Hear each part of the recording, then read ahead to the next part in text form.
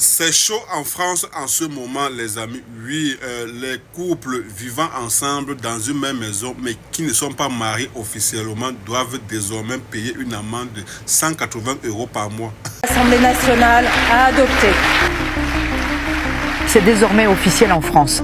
Les couples non mariés devront payer une taxe de cohabitation de 180 € par an dès 2026. Écoute bien, car cette nouvelle mesure pourrait concerner 5 millions de couples en France. Concrètement, si tu vis avec ton ou ta partenaire sans être marié ni pacsé, l'État te considérera comme en situation de cohabitation non déclarée et appliquera automatiquement cette taxe annuelle.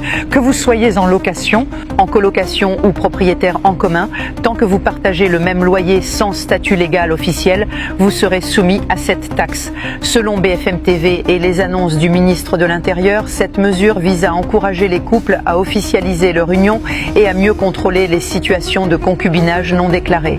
Les données de la CAF, des contrats de location, des factures communes ou des comptes bancaires partagés seront croisés pour détecter les foyers concernés.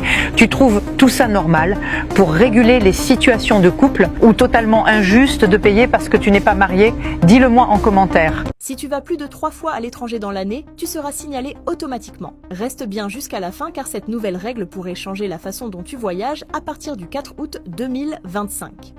Un dispositif baptisé surveillance douanière renforcée sera mis en place pour identifier les profils jugés à risque fiscal ou logistique. Concrètement, dès ton 4e voyage international dans l'année, un signalement automatique sera transmis à la cellule de contrôle des mobilités de l'État. Les autorités pourront alors vérifier si tes revenus, ton emploi ou ta résidence fiscale correspondent à ton mode de vie. Tous les voyages sont concernés, vacances, week-ends, déplacements professionnels, peu importe. Si tu prends l'avion, le train ou même si tu passes une frontière en voiture, le système se déclenche automatiquement grâce aux données des billets, des péages ou des opérateurs mobiles. Le but officiel, lutter contre la fraude sociale, l'évasion fiscale ou les allers-retours abusifs entre deux pays pour toucher des aides. Mais pour beaucoup, c'est une atteinte de plus à la vie privée. Alors toi, tu trouves ça normal de surveiller les voyages ou Écoutez la vidéo. Donc voilà que le Parlement français vient de voter une autre loi où il veut pouvoir les gens qui vivent le viens on reste.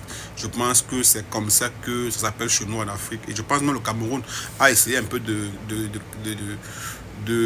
voir un peu la loi là-dessus. Au Cameroun, maintenant, quand tu dotes une femme, tu peux à partir de la dot déjà avoir un acte officiel qui vous fait mari et femme. Par contre, avant, ce qui était reconnu, c'était aller signer à la mairie. Mais aujourd'hui, je pense que le Parlement aussi a essayé de voir ce cas au Cameroun. Je ne sais pas si c'est le président qui a signé ce décret-là où aujourd'hui la dot est considérée comme mariage. Donc, si moi aujourd'hui je dote une femme, je peux aller à la mairie quelques jours après, on signe un acte qui